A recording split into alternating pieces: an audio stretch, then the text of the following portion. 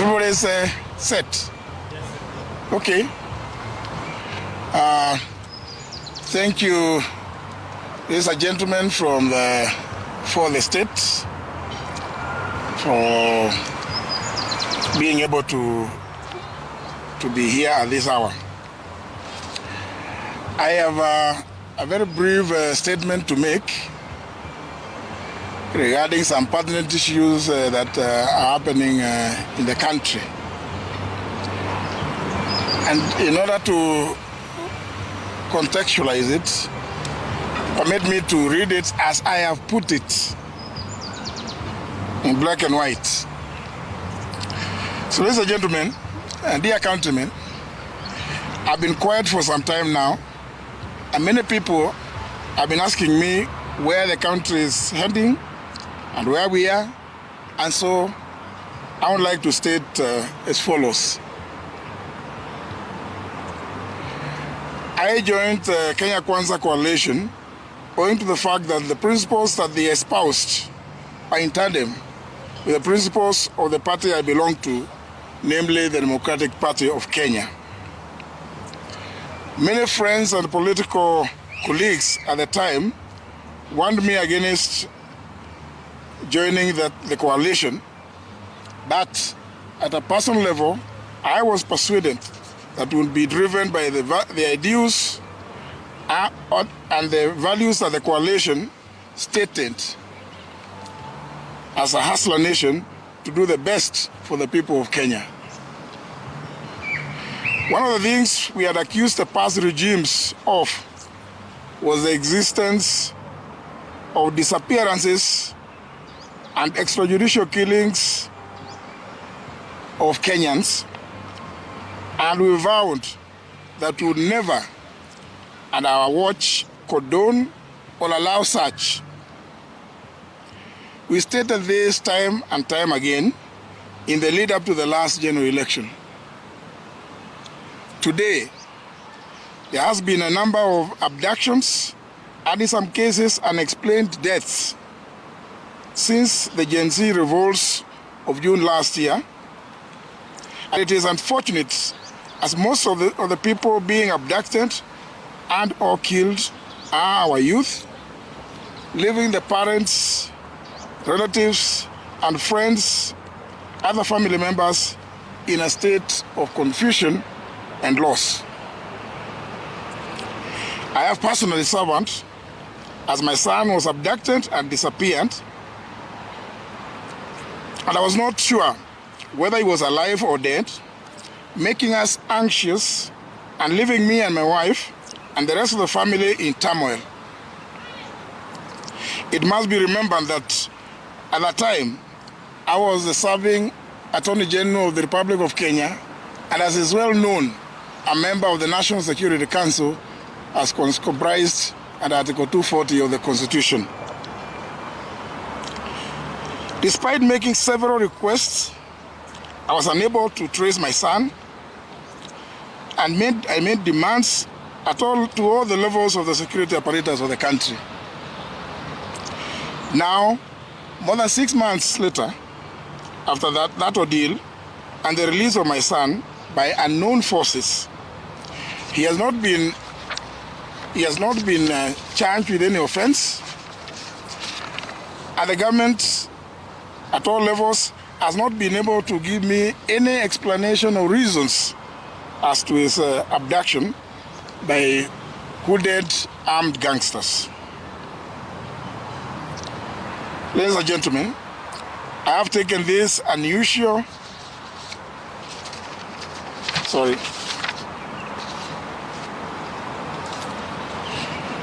The security sector has said that they are not involved in the abductions, but interestingly, they have failed to stop them as they are happening in full public glare. The president has equally said that he would want to see the abductions end.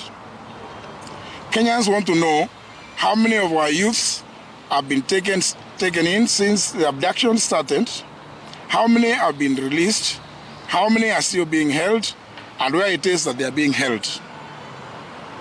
On Friday last week, to wit the 3rd of January, at a funeral in Embu, I stated categorically that it was not possible for the government to say that it did not know anything about the abductions, because that amounts to shunning its responsibility on accountability.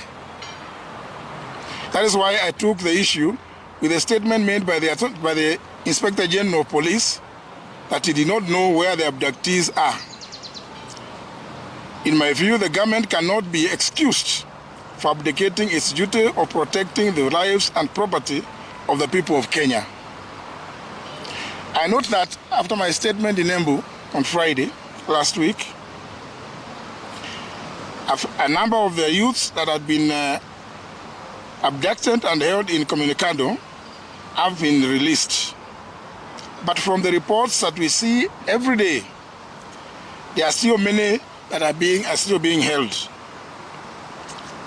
The cardinal duty of the state and the government is to protect the lives and livelihood of its citizens, and cannot claim to be unaware of such serious breaches of the rights of Kenyans to live free from wrongful confinement and the violation of their inalienable right to life.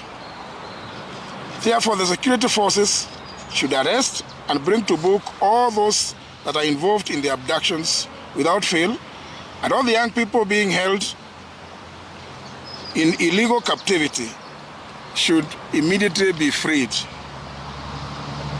I'm fully aware of the doctrine of collective responsibility of cabinet. But since I'm also a victim of the abductions and serving in this government, I've not gotten any answers as to why my son was abducted, held in Communicado, and nobody gave any reasons for that abduction. I have taken this unusual step so that the matter of abductions and or extrajudicial activities being committed by whomever can now be honestly and robustly debated in the country with a view to finding a lasting solution to this scourge, which, if left unchecked, has the potential to plunge the country into chaos and anarchy. We cannot live in fear in a democratic country. Let Kenyans be. I thank you, ladies and gentlemen. Yes, Abdulkadir. Is this a symbol that you have lost your confidence in the abilities of authority of the president? Second, is this against the backdrop of the people in Embu you attended, and largely tied to the political events in the Kenya region following the Shagwa's impeachment? Are you looking to feel what's rather an apparent that there is a void in the Kenya region who will take over the baton from where Kenyatta left? As my statement clearly shows, Abdulkadir, I am concerned about the issues surrounding the abductions of Kenyans from all walks of life. Which is happening, and nobody can deny that it happens in broad daylight, in full glare of even the media. So for me, it has nothing to do with, it's not political. This statement is not political. It is just to say, please, let us now discuss this issue. We must find a solution. It cannot be that people are not being responded to in an atmosphere where they are discussing the problems.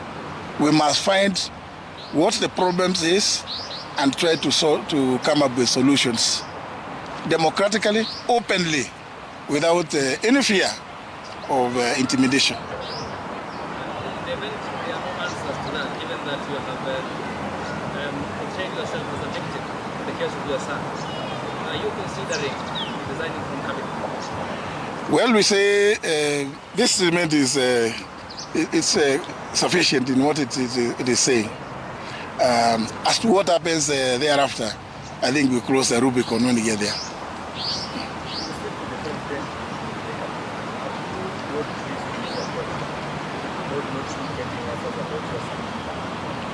Well, as I've said in a statement, the president himself has expressed the desire to see an end to the abductions. I believe he is fully cognizant of the potential that these shenanigans have to plunge the country into what I'm saying, total anarchy. So I don't have to have raised it because he has already addressed the issue and says he desires to see an end. So that's why I'm saying, in addition, can we now begin a candid conversation to see where the problem is and what solutions, if any. And this cannot be from one person. We want an open discussion where people are at liberty and free to express themselves as they wish. Yeah.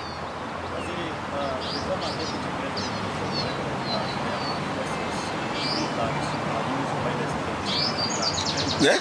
There are forces directed by the state that are you aware of this? I'm not aware.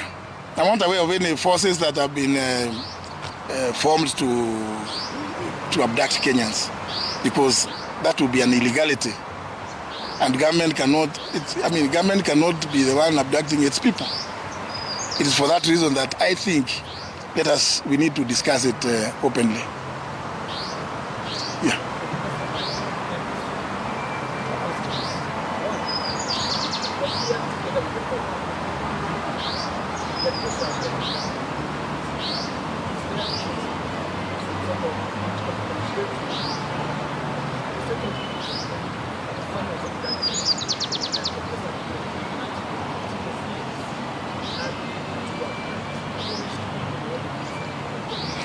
To answer the last one, as I've indicated, I reached out to all levels of the security apparatus in the country.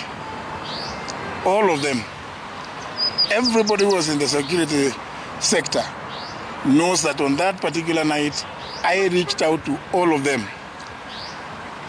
And they all had no answers. Notwithstanding the clear clips that, thanks to Citizen Royal Media Services, I was able to get, showing the vehicle that was involved in the abduction. Secondly, the other point you raised, you see, when you attend a funeral, you attend on your own volition. Lene Kifuti, the former senator of Embu, is my neighbor at home. We've grown up together. When he's bereaved, just like I was some time back, we always come together. As to who else attends such gatherings, it's really neither here nor there. I cannot talk about other people because I just found all the other people at the funeral. I attended in my private capacity because Lenny is my neighbor at home. We've grown up together, and it is not possible where I'm alive and able to attend to fail to go and condole with him and his family, especially at a point like such as that one, losing his son.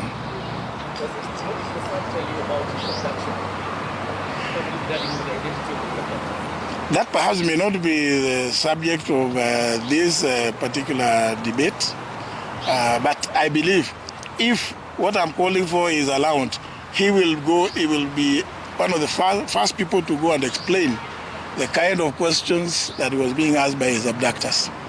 But I don't want to preempt what he may have to say, because it's better. He's alive, he's available, and I'm sure if what I'm calling for is agreed to, he will be available to explain himself. And Kenyans will know for themselves what it is that is happening.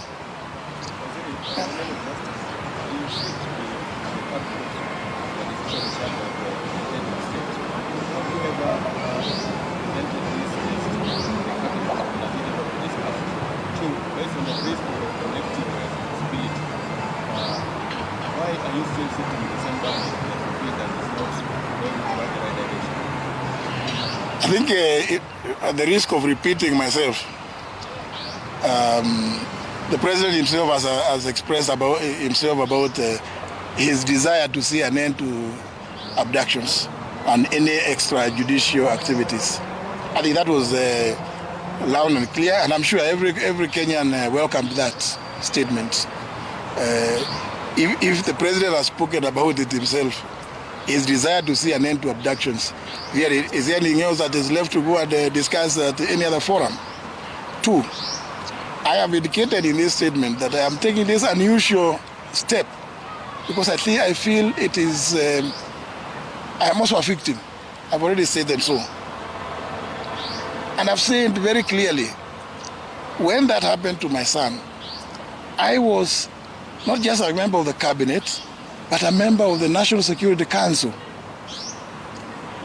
Yeah? That is a security issue. It had never been discussed. Nobody, as I've said, in the security apparatus hierarchies, yeah?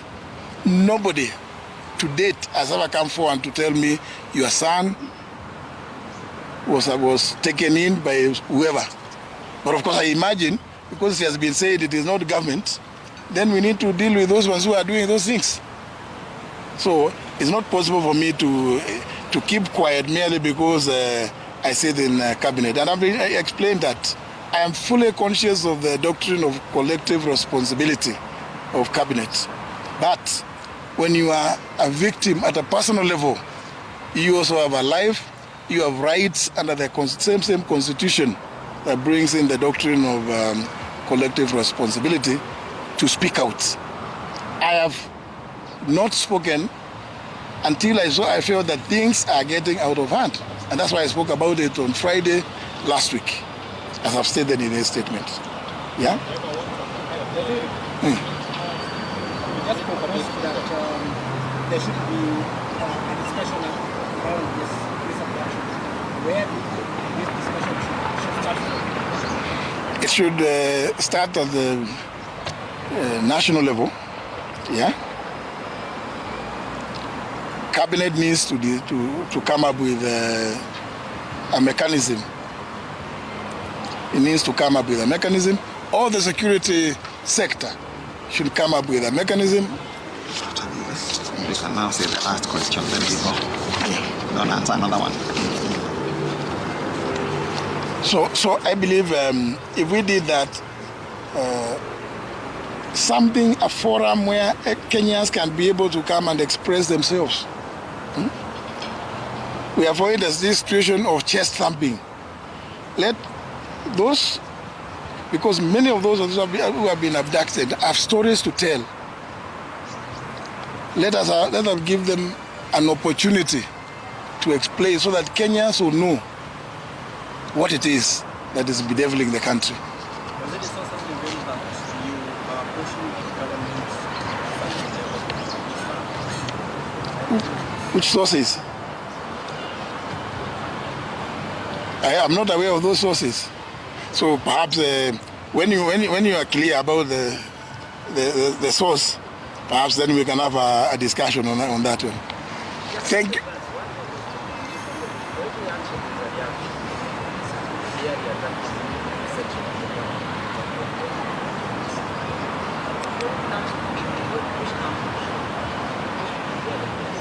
There? When push comes to shove, are you ready to bear the cross? I think maybe someone see this as a pushing for ourselves. I have not, first of all, it's wrong to say that I've attacked a section of government. I have not attacked any section of government. I am saying government as a whole needs to address this issue. That's not an attack. I am merely proposing, government, please come up with a mechanism of discussing this matter with a view to finding a lasting solution so that we can then be taken for the commitments that we gave to the people of Kenya that at our watch, nothing like extrajudicial killings, like extrajudicial activities will happen. Yes, that's what I'm calling for. We live by what we preached. Yes. Thank you very much. There's from the lady, yes?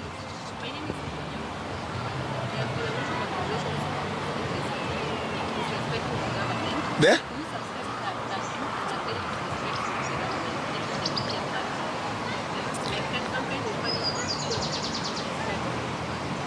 Yep. I don't know who is making these allegations, but the youth are part of the Kenyan society. Yeah? The youth are part of the Kenyan society. So we cannot just segregate them. You know? They are part of Kenya. If they have issues they want to raise with the government, let them raise them. And let us allow them to raise them. That is all what democracy is all about. We are a democratic country.